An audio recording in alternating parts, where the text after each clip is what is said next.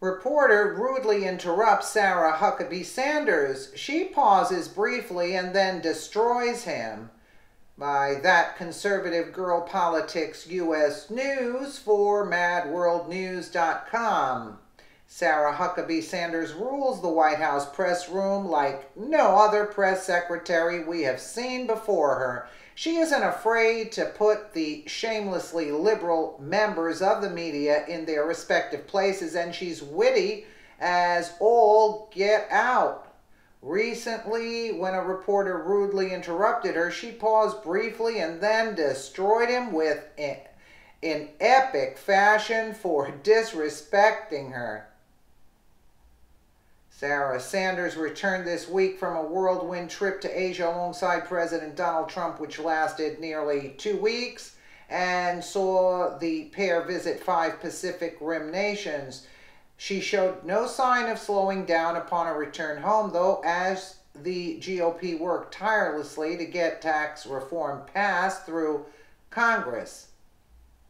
After such an arduous 3 weeks, Sarah Sanders was certainly in no mood to put up with the usual antics of the White House reporters, so when John Decker from Fox News wouldn't stop interrupting her, she quickly shut him down, having no patience for his irreverent behavior. Kevin Hassett, and the chairman of the Council of Economic Advisors, joined Sanders at the Friday press conference to discuss the tax reform bills moving through Congress at the moment, according to the White House.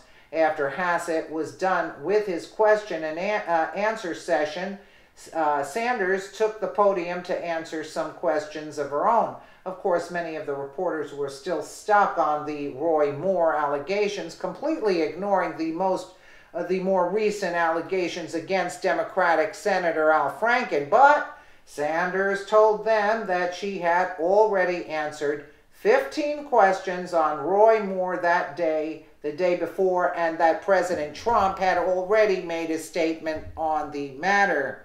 So, we're gonna listen to her. Midway through the question and answer session, Decker started to be quite rude to Sanders and would not listen to her, telling him that she needed to move on and take another of his colleagues' questions, so that it would be fair to everyone in attendance. Even though she was very patient with her warnings, Decker refused to shut up, leaving Sanders no choice but to admonish him in front of his fellow reporters like a petulant child who needed to be put in timeout. Sanders raised her hand and stunned the entire room when she looked Decker directly in the eye and sternly told him, "John, I'm trying to be respectful of your colleagues."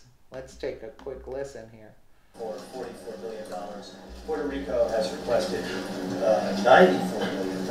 Are they going to get somewhere along that order? I think half of the island is still without electricity. As I said, we're going to wait until that assessment is complete, and we'll make a determination at that point and see what the best path forward is. Did the President notify Governor Sorry, John, I'm going to keep Did the President notify Governor Abbott of the John, lesser I'm amount going to keep that moving. I'm going to try to be respectful of your colleagues. Go ahead.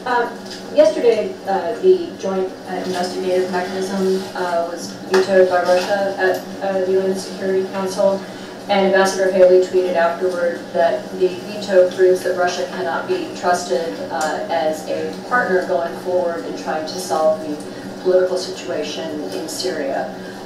Does the President have any response to the veto first? What is the U.S. view going forward of how chemical weapons will be investigated and dealt with in Syria?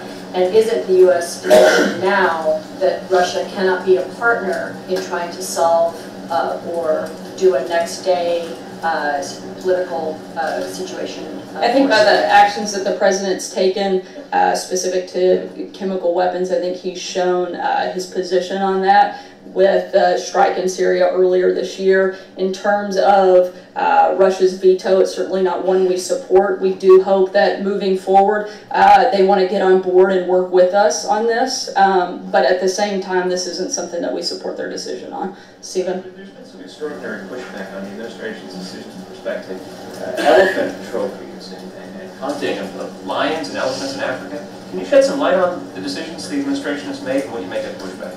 Yeah, this is actually due to a review that started back in 2014 under the previous administration, done by career officials at the Fish and Wildlife Service. This review established that both Zambia and Zimbabwe had met new standards, strict international conservation standards, that allowed Americans to resume hunting in those countries. A ban on importing elephant ivory from all countries remains in place, but again, all of this was based on a study that was conducted that started back to the previous administration and done by career officials. Darlene? The Senate tax bill has a tax break for corporate jets. How does that help the middle class? As Kevin stated before, this administration has laid out the priorities that we want to see reflected in this legislation. We're going to continue to fight for those priorities and let the legislative process work through.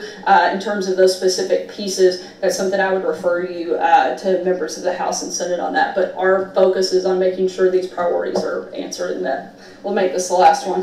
Yesterday on Jared Kushner and those campaign emails, that Senate committee, they're asking for those emails in the Russia investigation. You punted to the Kushner's attorney. Today, what's the White House reaction to those previously undisclosed emails? Look, that as I said, they were going to put out a statement. They did, and I would refer you back to that on anything specific to that inquiry. Thanks so much, guys. Hope you have a happy Friday and a good weekend. We'll see you on Monday.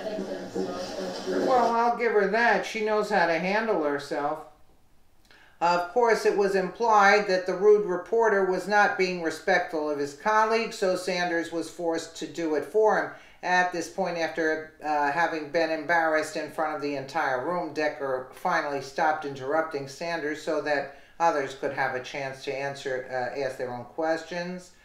Sarah Sanders has 3 small children at home, so it goes without saying that she knows a thing or two about discipline. However, she shouldn't have to be putting grown adults in their places like this. That's just pathetic. You would think that the White House press room, of all places, would be somewhere that more decorum was shown, but apparently not. Well, I give her credit because she knows how to handle herself with these pack of wolves, I should say. Let me know what you guys think in the comments below, and again, thank you so much for watching.